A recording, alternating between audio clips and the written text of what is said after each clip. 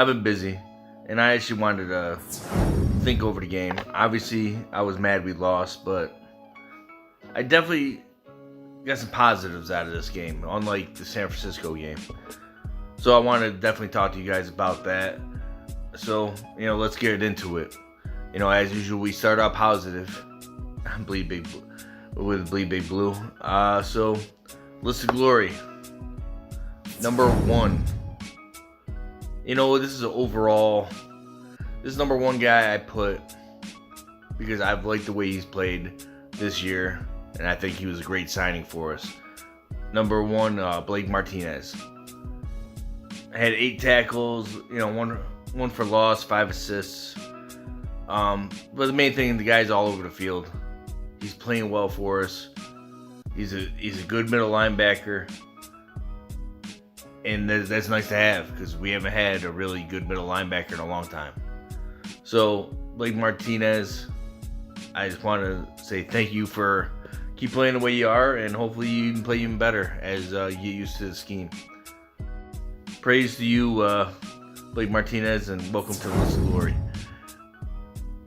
Number 2 is another guy it seems to be making at least one play a week.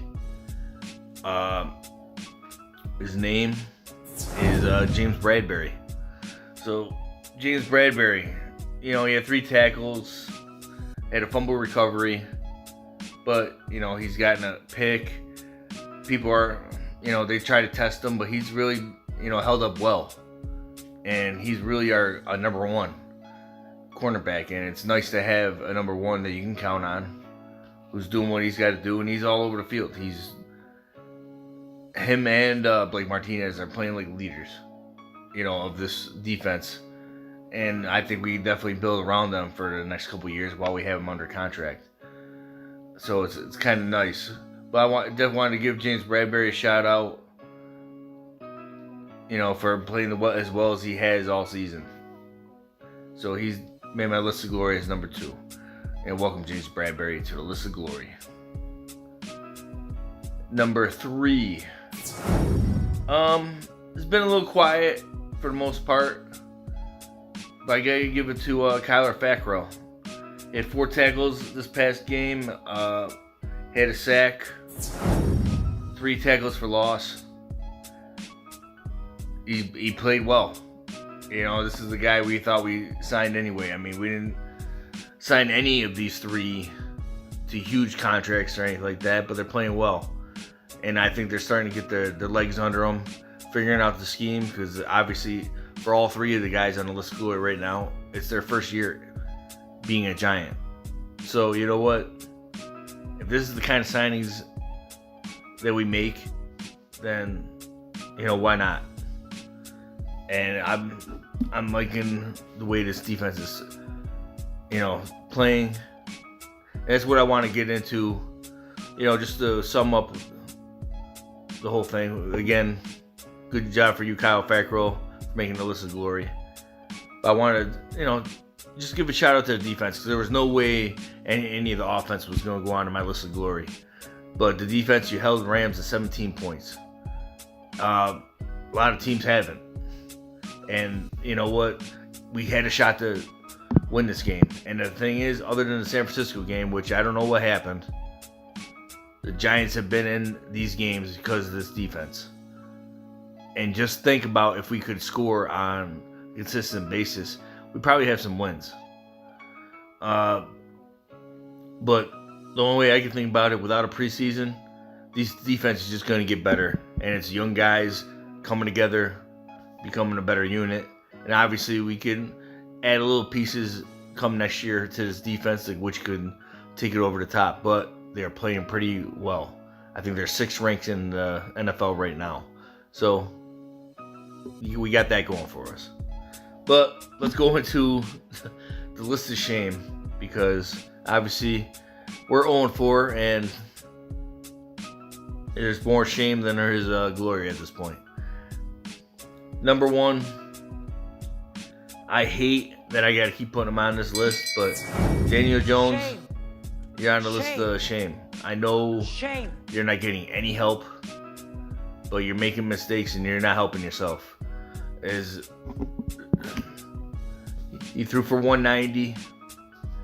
Had obviously the bad interception at the end of the game. And, fumbled, but at least, it didn't get recovered. Now, here's the deal. I know offensive line hasn't played great, but Jones, you gotta stop turnovers. At least, I know you're trying to make plays because obviously this offense is doing nothing, and we scored 9 points, which is pretty sad. But the fact that you're our leading rusher almost every game. Well, so far I think it has been every game that you've been at least tied for the lead of rushing. That said, we need to get a running game, but Daniel Jones, you need to play better. Or sadly, you aren't going to be the quarterback to come next year.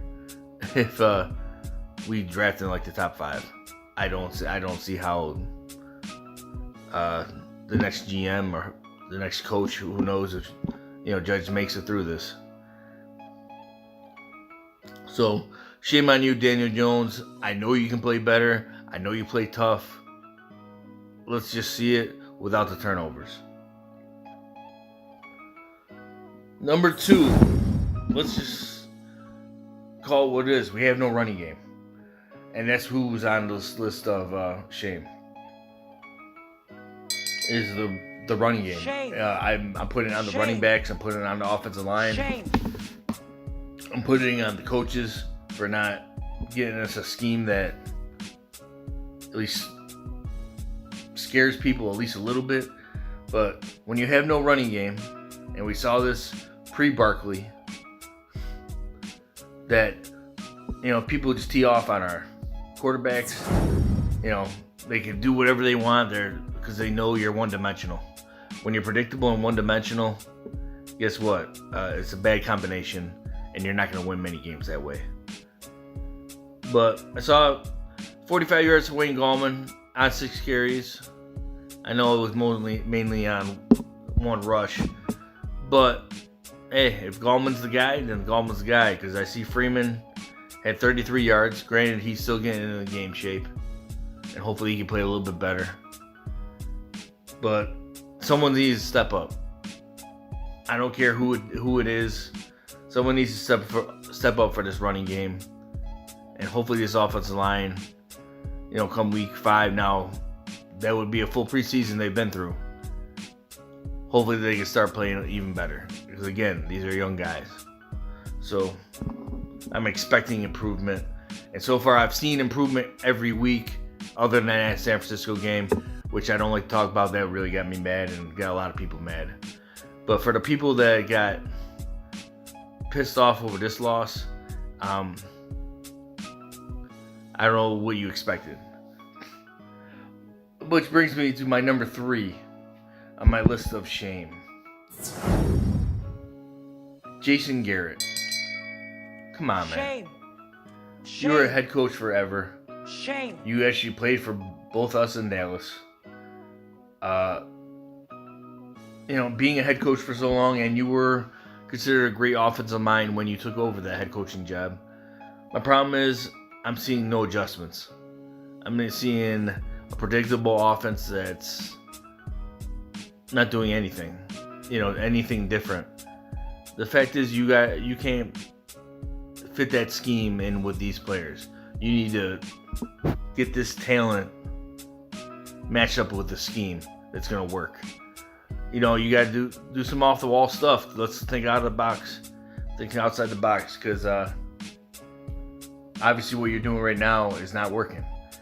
And the way the offense is going, I don't expect you to have a job with us at the end of the year if Giants continue to play this way on offense. Granted, I know there's not a whole lot of weapons, but there's more there's more weapons than 9 points. These are still NFL players. Use them right or bench them. Well, that's my list. Obviously, if you guys disagree, let me know. We have a show on Wednesday nights, 10 o'clock. Call in. Let us know what's going on. But I still bleed big blue. Always.